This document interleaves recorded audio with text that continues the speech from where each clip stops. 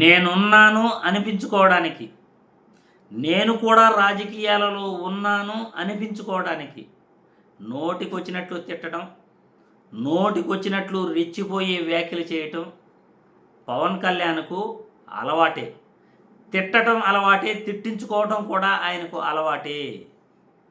ఇదే ఈరోజు పవన్ కళ్యాణ్ నిన్న మాట్లాడిన రెచ్చగొట్టే వ్యాఖ్యలపై ప్రతి ఒక్కరూ కూడా ఇటువంటి వ్యక్తులు రాజకీయాలలో అర్హులేనా? ముందుగా వీడియోను లైక్ చేయండి. ఎక్కువ మంది మన వీడియోలు చూడగలగాలి. మన గొంతు ప్రజలలోకి వెళ్ళాలి. ప్రజా సంక్షేమం కోసం, ప్రజల బాగోగుల కోసం నా వీడియోలు ఎప్పుడూ కూడా మీకు ఉపయోగపడేలానే, వ్యక్తిగత విమర్శలకు తావు లేకుండా రాజకీయాలలో ఎలాంటి వ్యక్తులు ఉన్నారు, ఎలాంటి వ్యక్తులు ప్రజలకు కావాలి అని తెలియజేయడానికి నేను వీడియోలు చేస్తాను. ప్లీజ్ లైక్ చేసి వీడియోను షేర్ చేయండి. 10 మందికి మన వీడియో చేరేటట్లు చూడండి అని వీడియో ద్వారా తెలియజేస్తూ, రాజకీయాలలో నేను కూడా ఉన్నాను అనిపించుకోవడానికి తిట్టడం, వాళ్ళ చేత తిట్టించుకోవడం పవన్ కళ్యాణ్కు అలవాటుగా మారిపోయింది. నిన్న పవన్ కళ్యాణ్ రెచ్చగొట్టే వ్యాఖ్యలు ఎలా చేశాడో వీడియో చూశాను. సోషల్ మీడియాలో ఇప్పటికే చాలా వైరల్ అయిపోయింది ఆ వీడియో. ఫేస్బుక్, ఇన్స్టాగ్రామ్లో కొన్ని వేల మంది చూశారు, వందల మంది లైక్ చేశారు. యూట్యూబ్లో కూడా బాగా ఆదరిస్తున్నారు ఆ వీడియోని. పవన్ కళ్యాణ్ చేసిన రెచ్చగొట్టే వ్యాఖ్యల ఫలితంగా నిన్న వైసీపీ అభిమానులు, జగన్మోహన్ రెడ్డి అభిమానులు పవన్ కళ్యాణ్ను ఎలా ట్రోల్ చేస్తున్నారంటే, ఎందుకంటే మనం చేసిన కర్మలు ఖచ్చితంగా ఇక్కడే అనుభవిస్తాం. ఎక్కడో చనిపోయిన తర్వాత అనుభవించేది కాదు. మనం ఏం చేస్తామో మనం చేసే పనులకు ఆ కర్మలు కూడా అనుభవించాలి ఇక్కడే. మనం మంచి మాట్లాడితే మంచిగా రిసీవ్ చేసుకుంటారు జనాలు. మనం తప్పుడు మాటలు మాట్లాడితే వాళ్ళు కూడా తప్పుడు సమాధానాలు ఇస్తారు, అలాగే రియాక్ట్ అవుతారు. బండ బూతులతో మిమ్మల్ని తోర్పాన పట్టడం జరుగుతుంది. పవన్ కళ్యాణ్ నిన్న చేసిన రెచ్చగొట్టే వ్యాఖ్యల ఫలితంగా సోషల్ మీడియాలో ఎలా వైసీపీ అభిమానులు పవన్ కళ్యాణ్ని ట్రోల్ చేస్తున్నారో కొన్ని ఎగ్జాంపుల్స్ మీకు చూపిస్తాను. అప్పుడే గతం మర్చిపోయావా పవన్ కళ్యాణ్? అప్పుడే నువ్వు గతం మర్చిపోయావా? నీకు గతం గుర్తు లేదా అంటూ ఒక వీడియో వైరల్ అవుతోంది. ఒక్కసారి ఈ వీడియో చూడండి. భవిష్యత్తులో మేము వస్తాం, వచ్చి మేమేం చేస్తామంటే, వచ్చినప్పుడే మీరేం పీకలేదు, మరి ఏం మాట్లాడతారు? కొత్తగా పనులకు చేరావా? అవునా, ఆడుతూ పెట్టుకోకు. Flash back. పీక్కోమన్న ఆ రోజు ఏం పీక్కున్నాడో నాకే తెలియదు. కట్ చేస్తే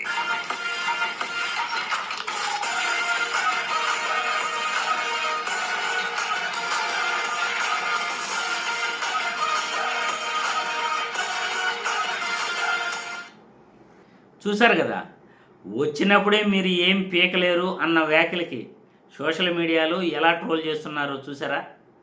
అప్పుడే మర్చిపోతే ఎలా జనసేనాని పవన్ కళ్యాణ్? గతం నువ్వు గుర్తు తెచ్చుకో అంటూ పవన్ కళ్యాణ్ రోడ్డు పైన పడుకున్న సన్నివేశాన్ని చూపించారు. చంద్రబాబు నాయుడు జైలుకి వెళ్ళిన సన్నివేశాన్ని చూపించారు.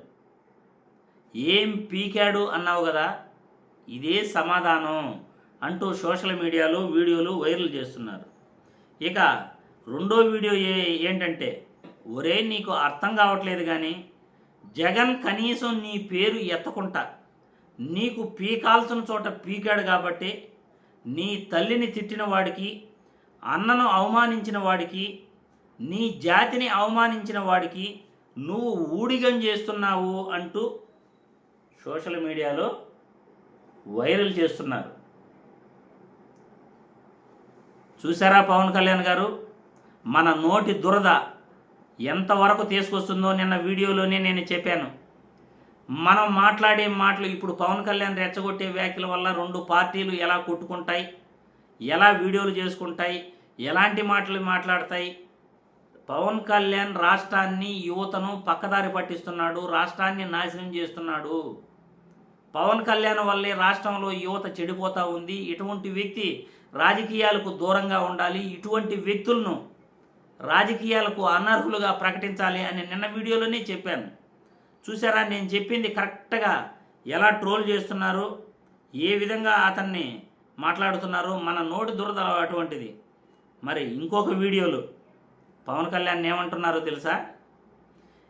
ఇంటర్ ఫెయిల్ అయిన వాడివి, ఒక ఉప ముఖ్యమంత్రిగా ఇంటర్ ఫెయిల్ అయిన వాడివి నువ్వు ఏపీలోని డిఎస్పీల గురించి వేలల్లో ఉన్నారని చెప్పుకుంటున్నావు. ఇంటర్ ఫెయిల్ అయిన వాడివి నువ్వు, ఒక ఉప ముఖ్యమంత్రిగా ఇంటర్ ఫెయిల్ అయిన వాడివి. ఏపీలో నీ నోటికి వచ్చిన నంబర్లు చెప్పేస్తున్నావు. డిఎస్పీలు ఇంతమంది ఉన్నారని, 1000 మంది ఉన్నారు, 2000 మంది ఉన్నారు, 1,00,000 మంది ఉన్నారు అని చెప్పేస్తున్నావు. ఎక్కడ నీ ఫామ్ హౌస్లో ఉన్నారా? నీకు కాపలాగా డ్యూటీలో ఉన్నారా? చెప్పు పవన్ కళ్యాణ్ అంటూ సోషల్ మీడియాలో వీడియోలు వైరల్ చేస్తున్నారు. చూడండి, మ్యాటర్ చూసారా?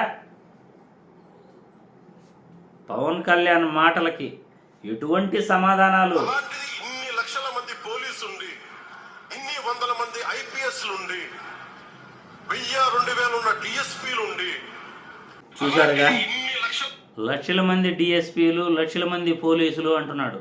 కనీసం ఆ లెక్క అయినా తెలుసుకోవయ్యా పవన్ కళ్యాణ్ అని సోషల్ మీడియాలో ఏకిపారేస్తున్నారు. అవసరమా ఇది పవన్ కళ్యాణ్? నేను కూడా రాజకీయాల్లో ఉన్నాను అని ఇలా తిట్టించుకుంటావా? ఇక అమ్మంటి రాంబాబు ఏమంటున్నాడో తెలుసా?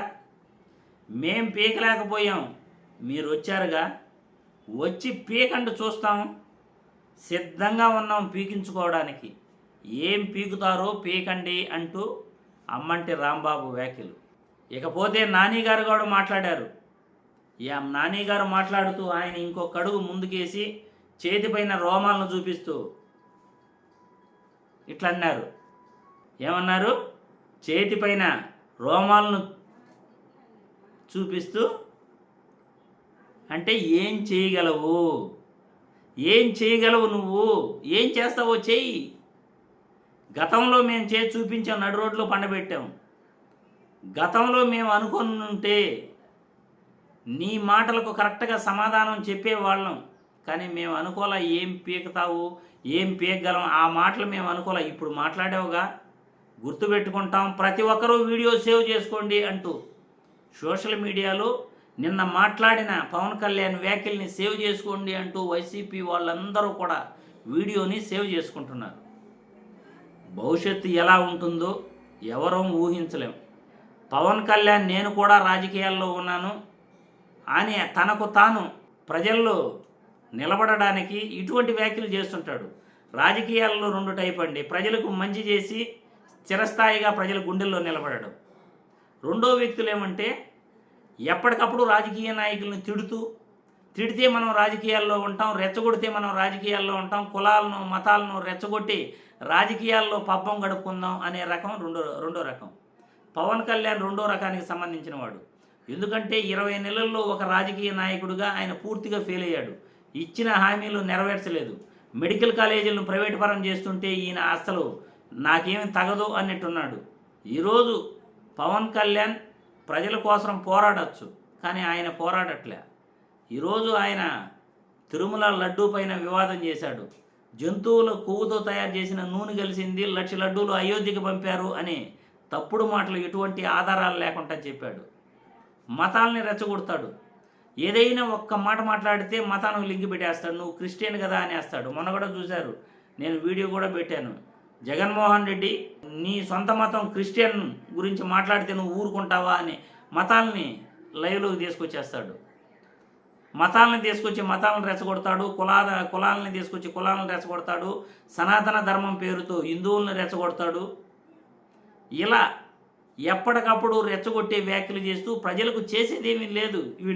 వీళ్ళు ప్రజలకు ఏమీ చెయ్యరు. ఈయన అన్నాడు కదా, మేము అధికారంలోకి ఎలా వచ్చానో, ఎంత నిబద్ధత ఉంటే నేను అధికారంలోకి వచ్చాను అన్నాడు. సాయంత్రం 6 గంటల తర్వాత 51 లక్షల ఓట్లు మీరు వేసుకున్నారు అని పార్లమెంట్లో దేశం మొత్తం వినేటట్లు చెప్పారు. మమతా బెనర్జీ పార్టీకి సంబంధించిన వెస్ట్ బెంగాల్ ఎంపీలు మోడీ గారిని కడిగి పరేస్తున్నారు.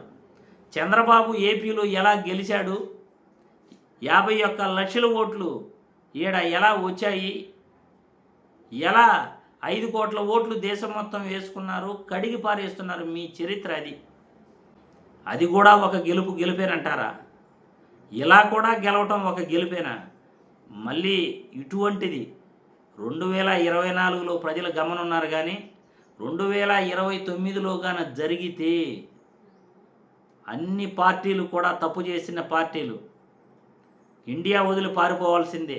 శ్రీలంకలో ప్రధానమంత్రి ఎట్లయితే దేశం విడిచి పారిపోయిందో ప్రజలు రోడ్లపైకి వచ్చి మీరు ఇండియాలో మళ్ళీ కాలు పెట్టేదానికి కూడా ఉండదు. తప్పు జరిగితే ఈసారి గమనున్నారు, 2024లో ఏపీ ప్రజలు గమనున్నారు. అదే తప్పు మళ్ళీ జరిగితే మీరు నోట్ చేసుకోండి, ఏపీలో మీరు ఉండడానికి కూడా, నిలువు నీడ ఉండడానికి కూడా ప్రజలు యాక్సెప్ట్ చేయరు. ఆ విధంగా ఉన్నారు. తప్పు జరిగిపోయింది, జగన్మోహన్ రెడ్డి ఎలా ఓడాడు ఇదే చర్చ. మీరు గెలిచారని ఎవరు అన్నట్లా, జగన్మోహన్ రెడ్డి ఎలా ఓడాడురా, ఎందుకు ఓడాడురా అనే చర్చ ఉంది. కాబట్టి పవన్ కళ్యాణ్ రెచ్చగొట్టే వ్యాఖ్యల ఫలితంగా నేను నిన్న అన్నట్లు రాష్ట్రంలో యువతంతా ఈరోజు కొట్టుకుంటా ఉంది. ఈయన మాట్లాడిన మాటల ఫలితంగా రాష్ట్రంలో యువత తప్పుదారి పడతా ఉంది. ఇటువంటి వ్యక్తుల్ని రాజకీయాలకు దూరంగా ఉంచాలి అనేదే నా అభిప్రాయం. మరి ప్రజలు కూడా మీ అభిప్రాయాలను కామెంట్ల రూపంలో తెలియజేయాల్సిందిగా నేను కోరుతున్నాను.